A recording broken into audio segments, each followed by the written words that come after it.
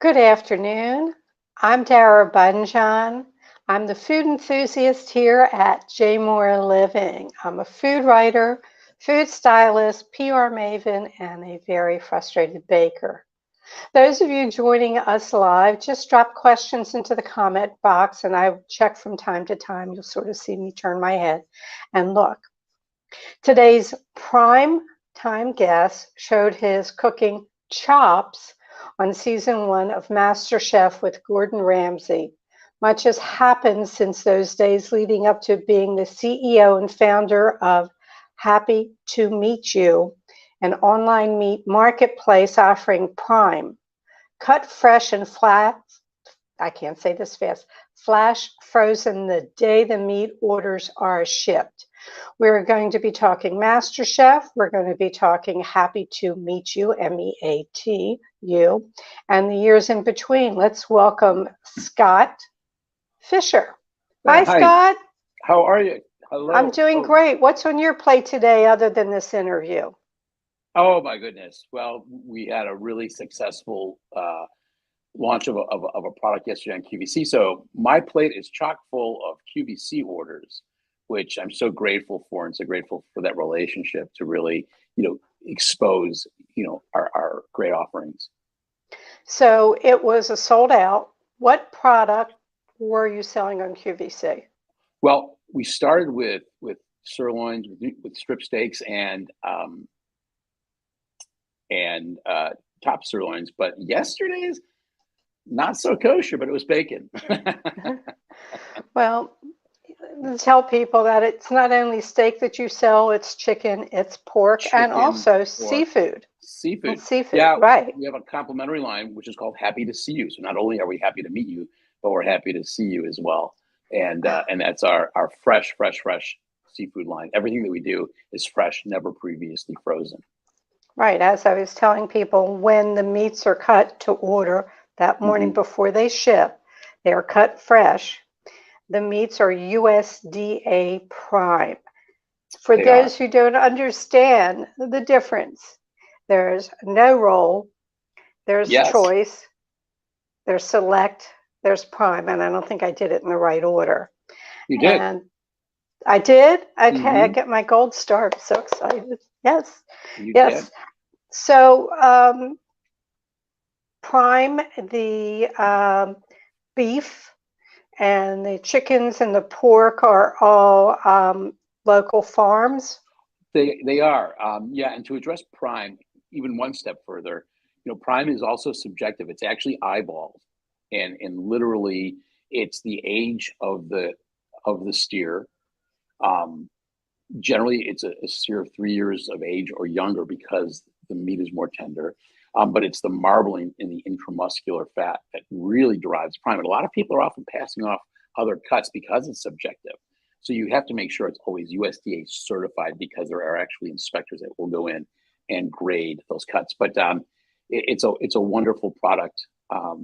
And again, all of from the cattle to the pork to the chicken, nothing is ever factory farmed. It's all sustainable farming, Midwest, a lot of Midwest, Iowa, Nebraska farms. Our beef, it's my flavor profile that I prefer. So that's sort of the direction we went. It is all corn. It's grass fed or pasture raised, but corn finished. To me, if you don't have corn, you don't have flavor, and there is a significant difference. And we could always get into all the intricacies of which one's better, which one's healthier. And that's actually a moot point because the amount of meat you'd have to eat for the health benefits it's sort of a mood point. But you can't Well, get it any fresher right, right, and and flavorful with the corn. right. So we have the website, which all the information will come up, the Instagram address as well. But the website is Happy to Meet You. That's MEAT and the letter U.com. Happy to meet you. .com, and the Instagram is Happy to Meet You spelled out Spelled out official. official. Right, so that they know it's us. Correct. And if you can't Okay. remember any of that, always remember, don't be a cheapsteak.com and you can get this. You can get there too. Don't You can be a get that too. cheap steak, Steak. Scott and I were STDA. talking a little bit before the show. He's a great punster, and I hope he appreciated my intro to the primetime guest and cooking chops. So, Absolutely. I had We're to get kindred in there and spirits with that. put my couple ones there. Um, let's talk about MasterChef because there's a great curiosity about these competition shows. And you were in season 1, so they were still getting their footing. Yeah. How did that come about? And I'll just let you tell that story, and then I might have a question or two after that. Sure. So yeah, it's an interesting story. So I've always been a passionate foodie. I've been eating out, I would say fine dining, since I was probably 8 years of age. My father was in retail. He was very well known in the area we grew up in on the North Shore of Chicago. And I would be going into Italian steakhouses that they wouldn't even allow children in. And so I developed this palette of flavor profiles and really embracing food at a very, very young age, thanks to my parents' influence. And it's just continued. So about 6 years ago, I think it's 6 or 7 years ago, I was always, some folks would be tinkering on their cars in the garage while I would be tinkering in the kitchen at home.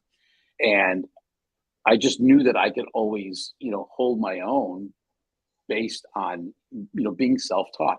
I remember watching, there was a show on PBS called Great Chefs of the World. This is before Food Network. And I would literally sit down, take notes, watch. And again, they didn't really give you, the amount of what you need, but I would take really copious notes and I would practice, perfect. And that was Right. sort of my, my tutor. So through all of this, someone came up to me and said, "Hey, there's going to be a new show on TV with Gordon Ramsay. You should audition for it." And I thought, "What are you?" And I was in sales. I was in corporate sales, and I thought, "Oh, I just don't have time. I don't have time to do this." And long and short is the auditions came to Chicago. There were 40,000 people that auditioned. 40,000. You had to go in with your signature dish. So I thought, okay, I met up with a friend. We prepared the signature dish. I presented that dish, which I knew was going to be a winner because I loved it so much. And it was a roasted coconut shrimp. So not deep fried, but it's a wonderful dish on a bed of baby spinach leaves. And you put a compound butter over the top, you roast it in the oven, and it kind of cooks the spinach. It's wonderful. A little bit of coconut, a little bit of sweet and heat. And I presented that dish, and that night they sent a camera crew to my house to film me in the kitchen. I thought, oh, this could be happening. And went through several interviews, made it through the series of interviews, and then received information that I'll be flying down to compete in the top 50. And I never even thought in my wildest dreams I knew I'd have a chance, but it's like winning the lottery. I mean, you just don't think it's going to happen. And sure enough, it happened. And flew out to LA. We started production, presented for the top 50, and then received my apron from Gordon that day. And the casting director had said to me on the set after I received the apron, she said, "Scott Fischer, your life will never be the same going forward after today." And I just looked at her and thought, this is too crazy. And that was really the truth. And after that, it just opened up a whole bunch of different opportunities for me personally and professionally, and then left my job in sales, went more on the culinary side. And it's been that way, for the last, 7, 8 years. Yeah, I think the show was 2010. Yeah, time flies. It might even be, yeah. Yeah, Maybe it's even, yeah. I would have been a Closer. baby by then. Yeah. So let's talk about MasterChef. You were part of it. Do you watch it now? I don't, in all honesty, I don't have time to watch a lot of television anymore. I did afterwards. I kind of disconnected just because I was just keeping so busy. But the experience and a lot of there's just so many shows out now, and it's just, the seasons go so quickly. But I will tell you, it was really, everybody always asks me, is it pre-planned? Are you really cooking in the allotted time? What's it all? And I'd be happy to share some of that insight, especially Sure. on a show like MasterChef. What I found was, yes. So on a show like MasterChef, everything is done in real time. In fact, I made a dish. It was a roasted coconut shrimp that had honey in it. And the cameras would roll, you'd stop, they'd roll, you stop. Well, if you know what happens long enough when honey's in a dish and you're down for 30 minutes, it starts to get cold and it starts to coagulate. So you're always, and so when they were picking up the dish, instead of picking up one shrimp, the whole plate came up. So there are always little obstacles, but it's all real time. But you do get to prep in advance. You know what you will be making. And it was interesting. We did our own grocery shopping on the show. So we would get in a van, go to Ralph's, bring the products back, store it in a cooler. It was kind of interesting to see how it all, the dynamics played out. But when the cameras rolled, you had to prepare your dish in that allotted time. No ifs, ands, or buts. The other thing that they did was you're isolated when you go on these shows, whether it's MasterChef, The Bachelor. You're never allowed to mingle with others. And there's a reason for that. They take your cell phone from you. They take your computer from you. You have no outside communication. In fact, if you want to go outside of your hotel room when you're not filming, you have to have a production assistant come and take you and escort you to wherever you'd like to go and then bring you back to your room. And the reason for this is they want all of that raw emotion and your abilities to be unleashed on camera. So they basically keep you isolated so that you explode on camera. And that's where you see a lot of, the raw emotion. And it's interesting. So many people bank their life's next steps on the success of the show. So when you do get eliminated from a show, you have to meet with the show's psychologist or / psychiatrist for an exit interview, because some people really had this dream of running with this and it was going to change their lives, and they were eliminated and they were in complete and utter devastation and despair. And I saw some people sold everything they had to get to the show. So it's a really interesting dynamic of putting a show like that on television. Yeah. But it was a great experience. Yeah, I know that, what was the one? I hate it when I lose the name. Chopped? No.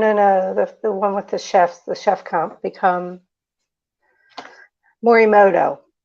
Oh, Iron Chef. Iron Chef.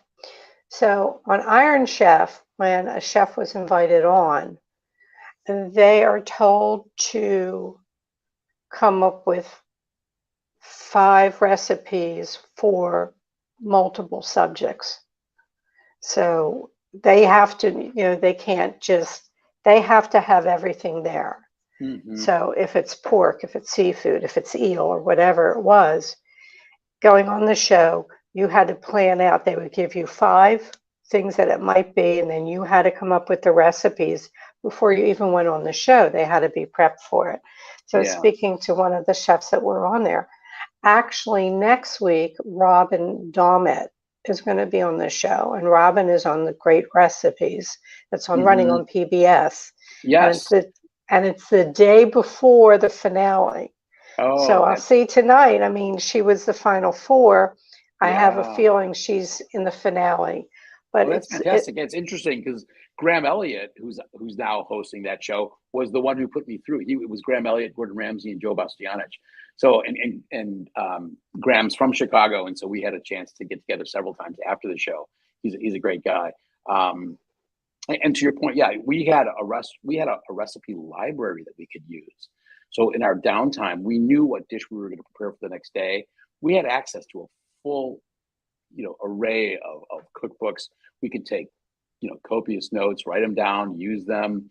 But when you're cooking live, or live for TV on film, it is real time, and there's no, but there's no one, and I don't care who you are, you always have to have a recipe. I think people at home watch people, especially baking. I mean, my God, baking is, like you said, I think if you don't follow the science, you don't know which direction it's going to go. Right. And I don't think there's anyone on this earth that knows a recipe so well in their mind. They can just get into a kitchen, start slinging, flour into a bowl and create, a cake. You need the recipes. Right. So even the best chefs follow recipes. Right. I mean, even in the Great Break Off, they have to have the things there for them, and they practice. They know what the question's going to be, Yes. if Yes. we're doing Genoa, this is a Genoa test, or, Yes. and you look at these, the final item that is so involved and so complex, you don't do that off the top of your head. So, No, and I think a lot of viewers or people who watch food shows and see this in their mind, they're thinking, "Well, I could never do this because I don't know all this. I can't remember." And follow the recipe, and that's the best way to, in practice. And always, the best chefs use recipes. You have to, especially in baking. right. And I know you like to bake. You had okay, let's say you came off a Masterchef. Came up a Masterchef. Opportunities presented themselves. Mm-hmm. I know that you started, what were you doing for Blend Tech? You were doing cooking demos, the houseware show. Fill us in on some of the opportunities that came your way after being on the Sure. show. Yeah. So right after MasterChef, I had an opportunity and paired up, met the folks. I was doing some cooking segments with some chefs at the International Houseware Show in Chicago. Met some folks from Blendtec, the blender company, very similar to Vitamix, in case people aren't familiar with Blendtec, and started doing some cooking events for them. And I got a phone call not long after I did one of my events with them in Chicago, and they said, "Hey, we have this opportunity. We need to create a special event for Dancing with the Stars on ABC for their wrap party. But we want to do sort of a healthy, clean living event." And I said, "Okay." And the other caveat is that everything you make or you produce has to be done in a Blendtec blender. And I'm thinking, oh boy. So within seconds, I said, of course I could do it. And then it's, oh boy, here we go. So I accepted the challenge. I partnered with Whole Foods. I brought in a team of chefs from across the US because this was a big venue. We actually took over the Sofitel Hotel in LA. Now, again, I just came off MasterChef. I was a professional home cook, not a professional cook. And I thought, let's see how this goes. And we did this event. We did it for about 400 people, I think it was. A lot of Hollywood celebrities, A-listers, blah, blah. It was just a wild and exciting ride. And we pulled it off. I brought in some folks from MasterChef that come in and help, and we probably had 6 or 7 chefs, and we did that venue, and I rode that ride for about 4 seasons. And in the middle of doing all of this, I've always been a passionate baker as well. And I have a recipe for a chocolate chip cookie that I swear, and I will still say it today, is the best chocolate chip cookie I have ever eaten. It's a brown butter based chocolate chip cookie. And I launched that on Dancing with the Stars, while I was at Dancing with the Stars. And, the celebrity buzz around the cookies were fantastic. It was great. The company was called Fish and Chips. This is my last name, Fischer. Again, Yes. people are saying fish and chips for a cookie, but when you see it was my name. And we launched it at the studios and eventually sold that company to a large baking group in Chicago called Toronto Bakers. So the cookie still lives today. We had 3 or 4 different types of cookies. So that's when I knew that I now had the ability to take my passion and really run with it. And one thing leads to another. And then of course that lends itself to, to the meet, to happy to meet you where I'm at today. Well, Chicago is known to be the center for meat, Union Stockyards, even though they've been gone for 40 years. Yeah. The birthplace of the great American steak is what I say. It truly is. Right. I remember I was trying to think of, there was some movie a long time ago, it was a Western, and how they were driving the cattle to Chicago. Yeah. And I looked up the movie Cowboys for some reason. It didn't seem to be the one there, but I remember that just in movies that the whole thing was to get the herds to Chicago. And I'm trying to think, am I going to remember this? Hang on, just looking at my notes.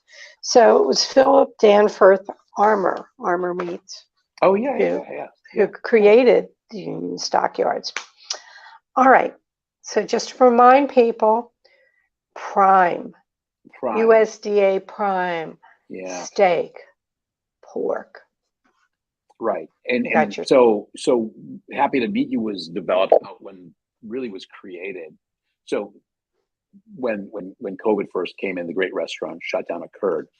So we're a provision house that's been providing these top quality steaks, chops, chicken to steakhouses and top restaurants in Chicago primarily, and Las Vegas, and a few others scattered around the U.S.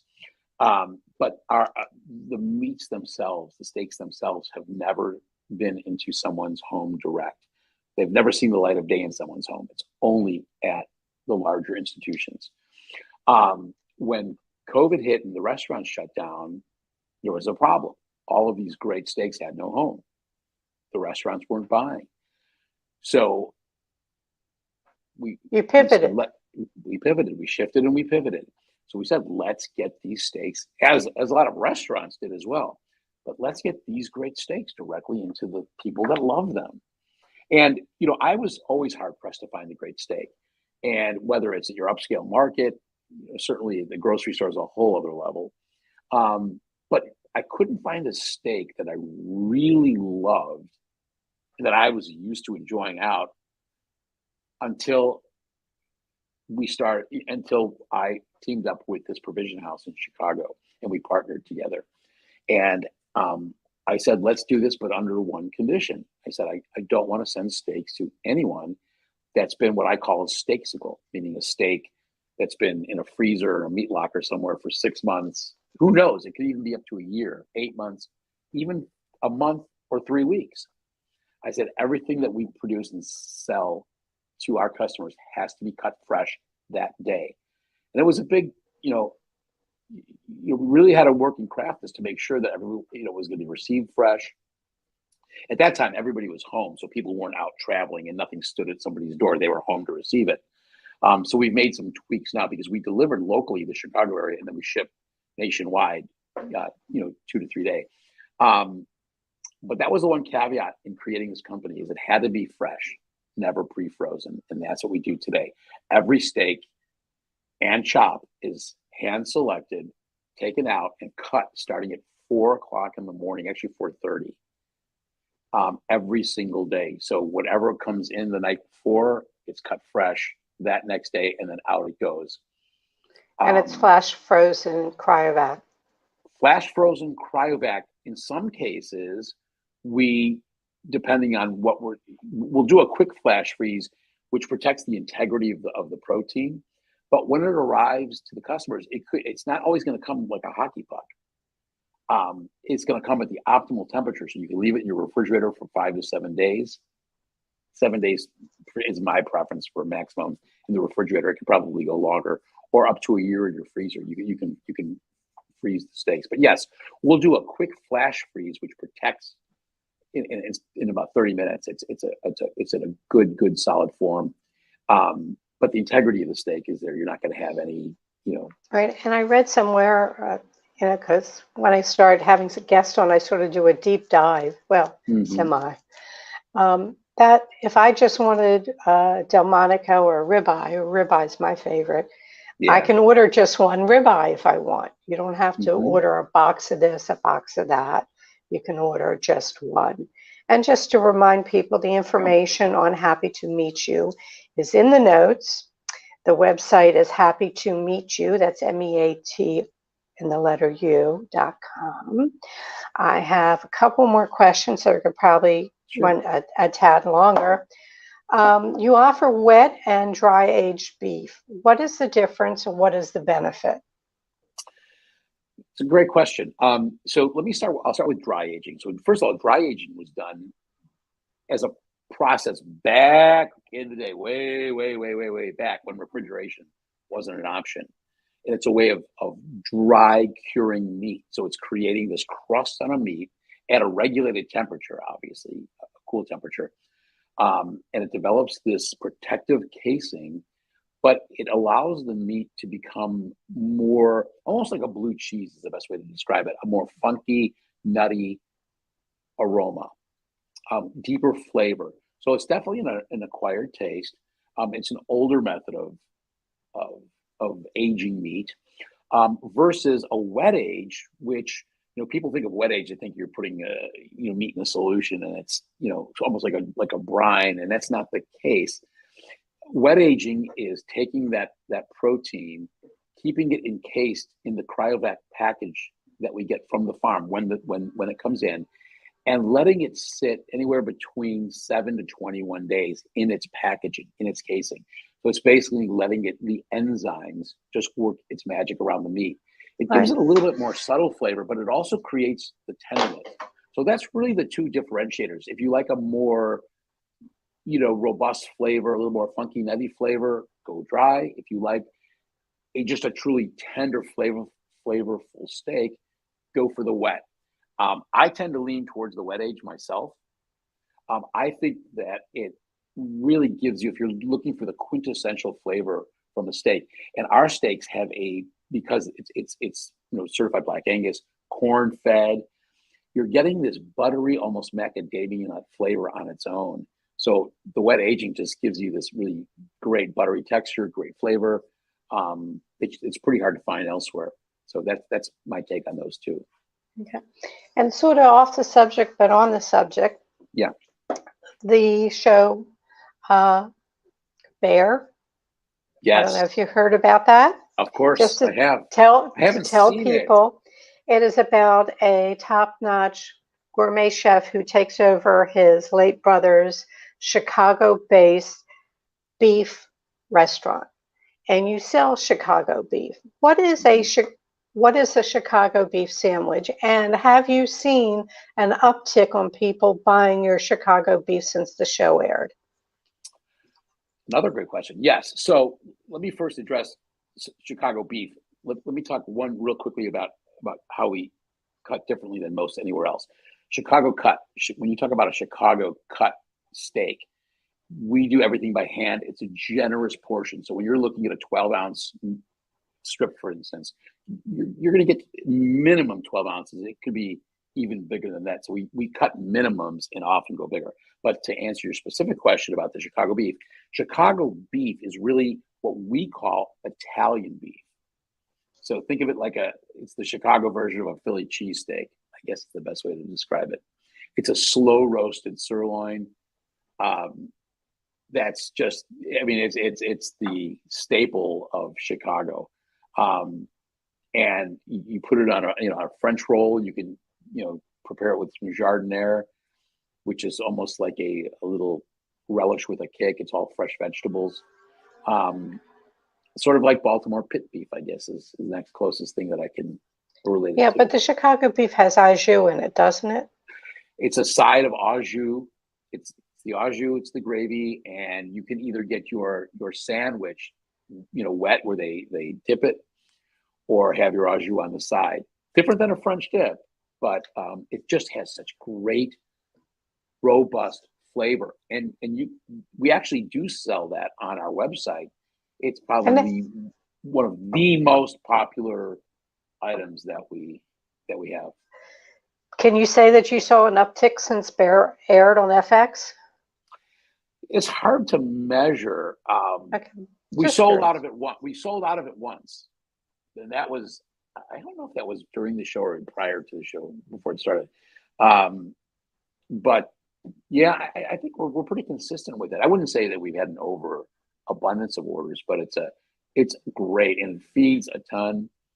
We have it in 2.5 pounds and 5-pound packs with the au jus, with the gravy. Okay. I have a question here for you. Yeah. I'm a big fan of Australian meat pies. Any chance you have a recipe you can share? Sure. You want to share verbally or share? Is it on the website that they can? I know you have some recipes up there. We do have some recipes on our website. I don't think we have a meat pie recipe. Now, I'm a big fan of South African meat pies. And so I don't have any recipes at the ready, but I'm a big meat pie fan. So I love making meat pies. So they can reach out to you at email Scott at don'tbeacheapsteak.com and saying, I'm the guy, and ask about the Australian, and maybe you'll get that recipe. Yeah, and just so you know, our site and our company is so focused on customer support and just having conversations. So if there is any type of meat that someone is looking for, or you may want to cut a specific way, just shoot us a note and say, your lamb, and our lamb, by the way, is outstanding. It's New Zealand. We can cut it and prepare it any way you like. Whether it's a sirloin or you're looking for a specific cut, and we can package it and get it out to you. So there's nothing that's off the table that we wouldn't be willing to do for any of our folks out there. Yeah. So let me wrap up with the questions I love to ask at the end of the show. Sure. What's the best bite you had this week? The best bite that I had this week was a BLT, believe it or not. Good summer tomato. I posted on Facebook. And yes, and actually my preference and my favorite sandwich in the world is a summer tomato sandwich on a multi-grain bread, toasted with no lettuce, but a slice of a really good sharp cheddar cheese. And the secret to the best summer tomato sandwich is on one side of the bread, you slather it with a little bit of mayo. The other side, you slather it with butter at room temperature. You salt and pepper the tomatoes, put the cheese on top, and cut it. And it is heaven between two pieces of bread. My ultimate all-time favorite sandwich, bar none. Okay. So you wake up tomorrow morning. You have a new talent. What's the new talent? Singing. I would love to sing, although I can't hold a note to save my soul, but that would be my next talent. Well, American Idol. I've said this before. Graduating high school, we had 750 in my year, but they tested you, the song that they were singing when you walked through a storm. And they tested you and they said, do me a favor, just move your lips. That's my singing thing, but I would love to be able to sing. I'm with you on that. What advice would you give your 18-year-old self? Follow your passions, no matter what. Stay the course, because it's so easy to divert and second guess yourself and question yourself. And I wish I would have listened to myself back then. Well, but maybe Scotty can beam you back. Maybe. Something like that. What was your epic culinary fail? Oh boy. Wow. My epic culinary fail would be a cake that I made that I spent. It was close to being almost like a hummingbird type cake. It had so many ingredients and it had so many intricacies, and I spent so much time on it, and it completely collapsed. And I just threw the entire thing. It was so much. It was expensive. It was time consuming, and it just taught me that everything is practice, and just you learn from your mistakes. But I would have to say it was baking. I'm just looking here to see if there's any more questions. Let's see if I do down. Sure. Where is the mouse? The screen. I think there's some here, but I can't see it. So to whomever I'm missing here. There we go. Corn-fed versus grass-fed. Beside the obvious, what is the preference? 100% corn-fed. Grass-fed beef to me is not the flavor profile that I enjoy or that a lot of my customers enjoy. It's marketing. It was a lot of marketing. The flavor is just not there. To get the quintessential steak that I like, the butteriness, the nuttiness, the flavor, you can only get that from the corn finishing. So that's my preference. All right, Scott. My last question. What didn't I ask you that I should have? What do I do in my downtime when I'm not cooking? Do you want to answer your own question? Sure. Cook. Go for it. That's what I do. It's 24/7. No, I do like just taking time and just unwinding. But I'm always in the kitchen, even and I think it's that is my off time. believe it or not. Everyone, get your meat, get your pork, get your bacon, get your chicken, get your seafood at happy to meet you, MEATU.com. Scott, all the best, continued success, and thank you hope very somewhere much. along the line our paths cross. I hope so. I would love to connect with you personally. Yeah, I think we could talk for quite a bit. Absolutely. Thank you for the time. It's much Big appreciated. was. Okay, everyone.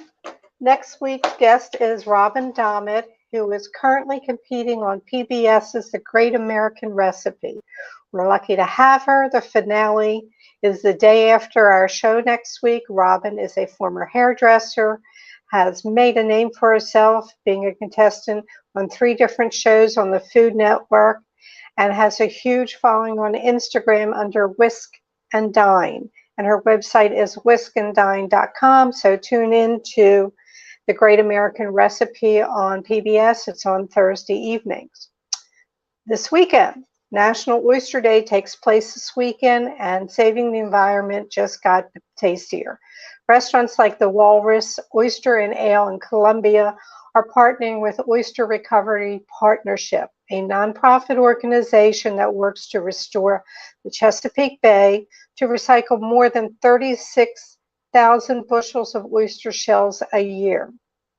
You can head to the Walrus Oyster and Ale in Columbia, Maryland, and in the DC area National Harbor for an oyster happy hour taking place all weekend, Friday through Sunday, at just $1.50 for a wild local oyster.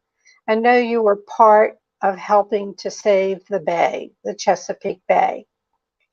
If you need to reach me, you can reach me at food@jmoreliving.com or Instagram. My social is @DaraCooks. All shows are immediately archived in video form and are on Jmore Living's Facebook page and Jmore Living's website, jmoreliving.com. Feel free to dig into the archives, check out the past shows, listen to them on your walks, your runs if you're at the swimming pool, your drives. It's great. We have some great guests, just like we had Scott Fischer, who was just a lot of fun. We truly appreciate it when you share our show with friends and family. So take the time, be kind, smile at people, say hello. And as always, always, may your plates remain full. Thank you for watching, and I will see you next Thursday.